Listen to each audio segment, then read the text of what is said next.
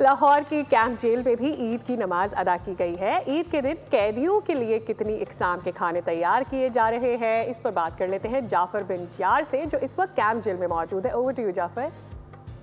बोल की जानिब से तमाम मुसलमानों को ईद उल फितर मुबारक। ईद की जो है नमाज की अदायगियाँ जारी हैं। मैं इस वक्त लाहौर के कैंप जेल में मौजूद हूँ जहाँ ईद की नमाज पढ़ी गई। कैदियों के हमरा जेल अफसरान मौजूद थे और कायम मुकाम IG जेल खाना आजाद मियां सालिक जलाल वो खुसूसी तौर पर तशरीफ़ लाए। इस वक्त मेरे साथ IG जेल खाना आजाद मौजूद है। हम उनसे पूछेंगे, मियां साहब ये बताइएगा क्या पैगाम देना चाहते हैं, आज आप आए हैं, ईद की नमाज अपने कैदियों के साथ पढ़ी। सबसे पहले तो जाफ़र साहब आपको ईद मुबारक, साही साहब आपको और सारे मीडिया को ईद मुबारक। तो ये जैसे कि आपको इल्म है, ईद का मौका है और ये हमारी पुरानी रवायत है।